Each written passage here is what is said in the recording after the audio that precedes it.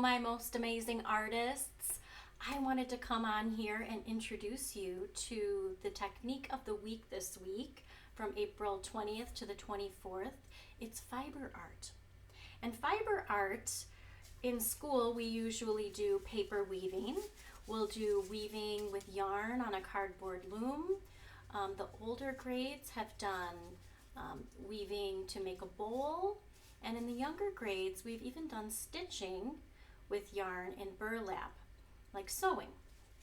So if you check out the Technique of the Week page on our website this week, you'll see lots of cool videos on sewing, crocheting, knitting, weaving, using paper, using yarn, using even like a t-shirt, an old t-shirt that you could cut up into strips and use that to weave.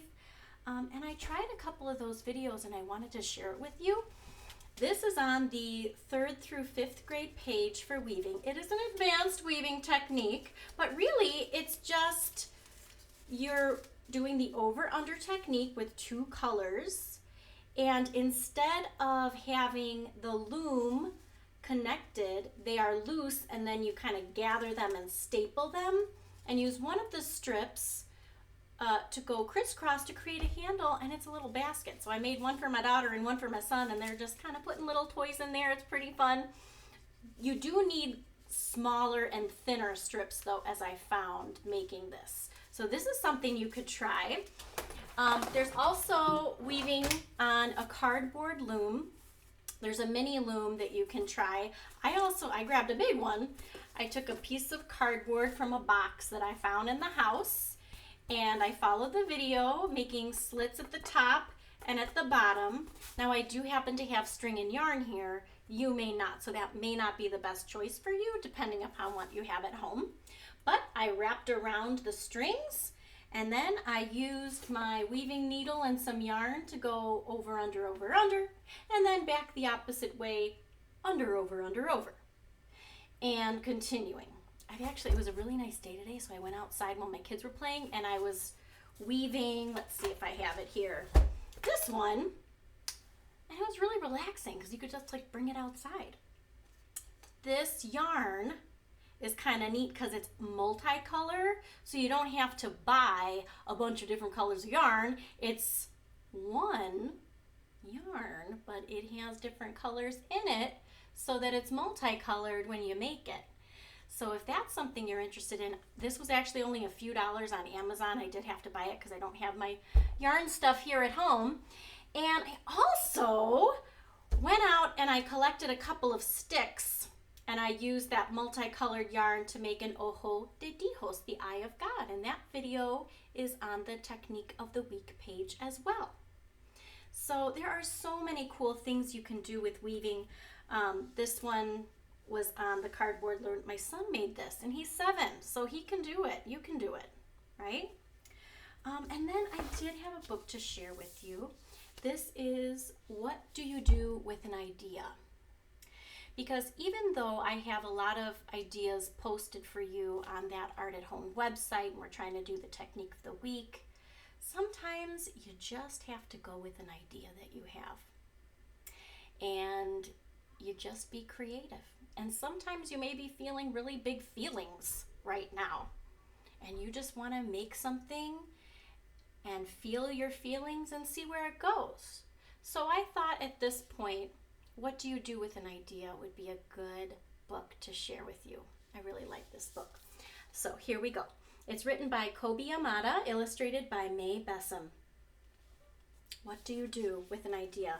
And the illustrations in this book are very beautiful. They're just pencil and colored pencil. One day, I had an idea.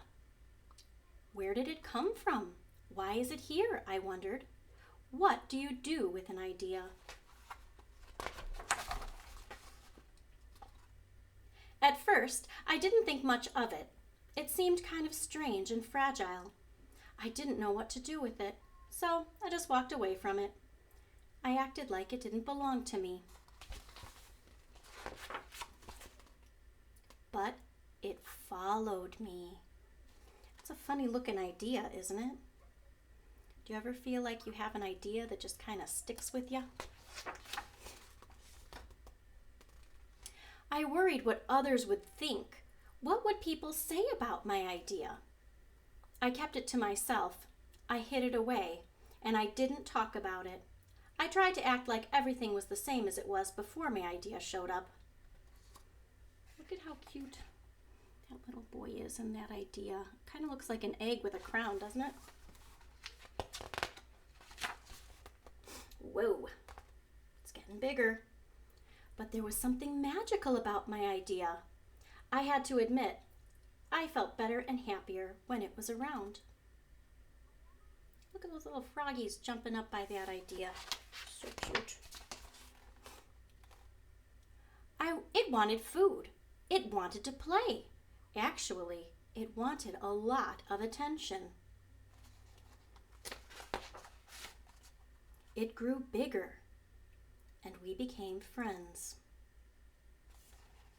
Yes, if you give an idea attention, it does get bigger, doesn't it?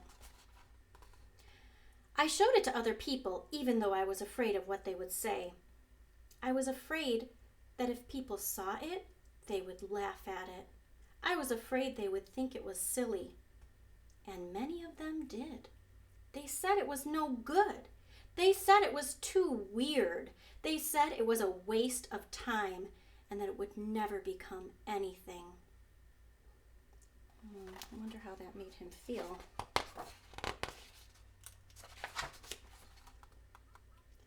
And at first, I believed them. I actually thought about giving up on my idea. I almost listened to them.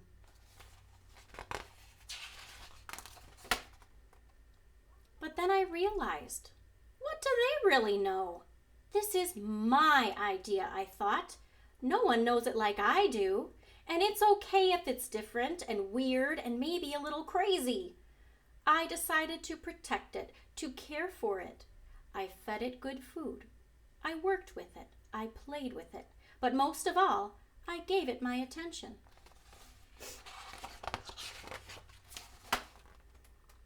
My idea grew, and so did my love for it.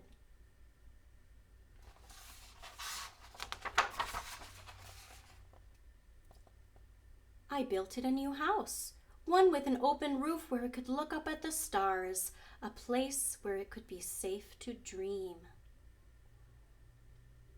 Wow, I'm noticing now that other things are starting to have color, not just the idea, right? I liked being with my idea. It made me feel more alive, like I could do anything. It encouraged me to think big, and then to think bigger. It shared its secrets with me. It showed me how to walk on my hands. Because, it said, it is good to have the ability to see things differently. Isn't that right? I couldn't imagine my life without it.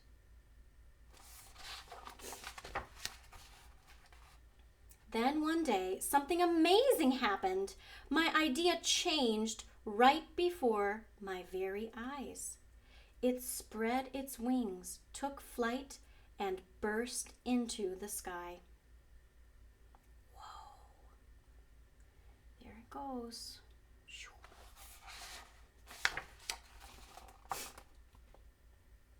I don't know how to describe it, but it went from being here to being everywhere. It wasn't just a part of me anymore. It was now a part of everything.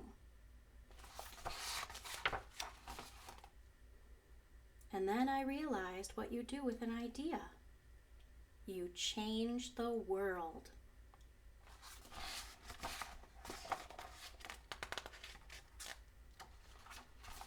Isn't that a beautiful story? So I encourage you, if you have a great idea, go for it, explore, be creative. Certainly look at videos and ideas, but sometimes your idea is the best idea. So I miss you all. I would love to see more of your art on Seesaw. All of you have been doing an amazing job, and I'm very proud of you, and I miss you very much. Okay, bye. Love you.